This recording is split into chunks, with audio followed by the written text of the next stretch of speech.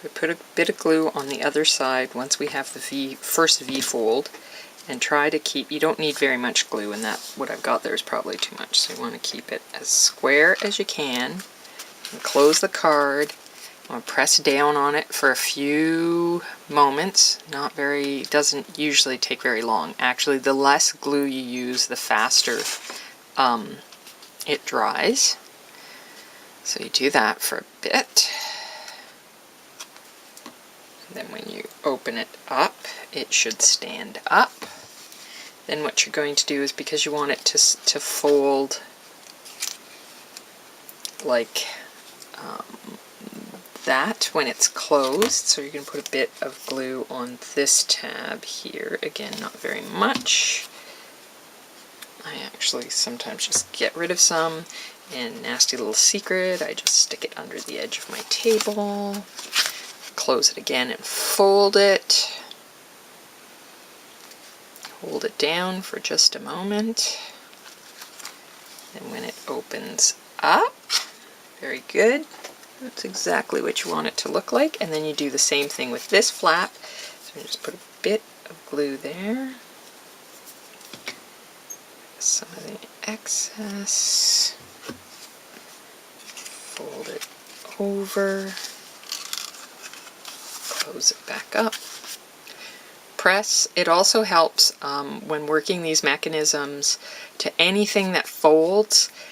Score first. I use a score pal and then your bone folder. And once everything's got a really good fold to it, then the mechanisms will work quite nicely and quite freely. And there you go. That's exactly the way that should work. So it opens, closes beautifully. And you can see that this card doesn't open all the way flat. That sometimes happens, especially with these strap mechanisms, but since it's going to be up this way anyways, so that your card is going to be seen in this sort of orientation, it doesn't really matter that it doesn't fully open flat. If you had a different kind of card that you were trying to make that you wanted to lay, then you would want to make sure that everything would work out flat. And one of the things I always tell anybody working on these mechanical moving cards, sometimes you have to do 2 or 3 before you get it right when you first start out. So I would always suggest run through the instructions with a inexpensive piece of cardstock, give it a try, run through it, work out all your kinks first, and then move on to your proper cardstock once you've sort of worked all your problems out. And then you know what you're doing, and you're much more likely to have a really good result with your mechanical card.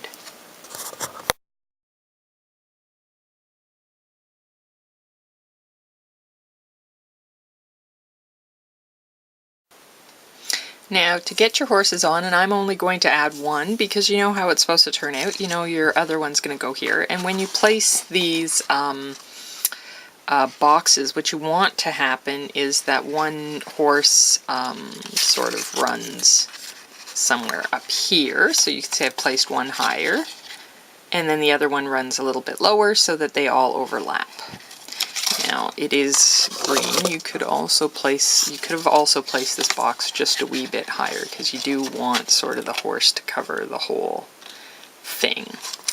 But the most important part is that this fold be parallel to this fold when you're mounting the horse on its box.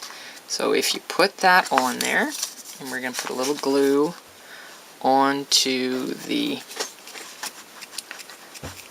gotta shake the glue down, a little glue onto your box. And you may have to position this a couple times to get it to sort of go exactly where you want it to. And so what I'm going to do is sort of eyeball that in there and try to get it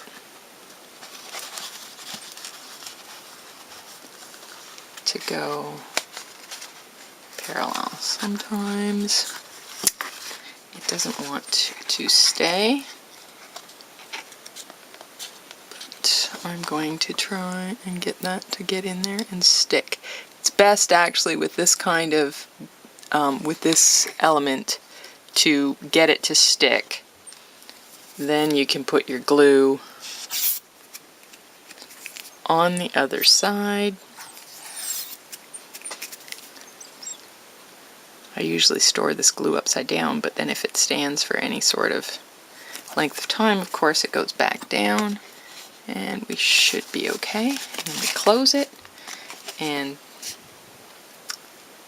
I've actually positioned it not well because the tail sticks out.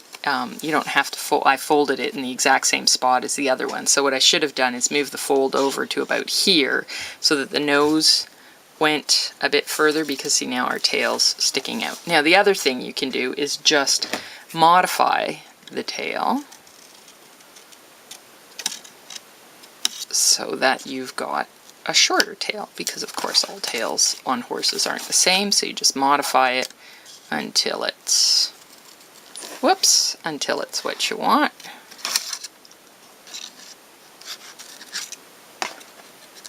Something like that. And this tail might go behind the other horse that sits in front. Oh, it's come unglued too. Anyways, you just modify the tail until it doesn't stick out, or you move your fold over. Either way. I should have checked that before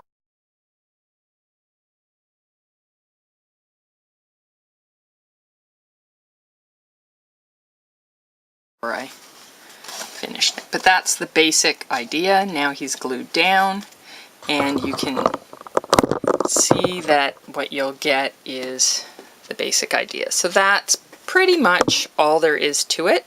It's really not all that difficult, and you can sort of change the position of either horse, bring that box a little bit up higher and that one a little bit lower. It is a little bit of playing and fussing around, and I know that when I did the card the first time for my niece, I did it, I'm pretty sure I did it 3 times before the one that you actually see on the blog was finished. Anyways, that's all there is to it. Good luck!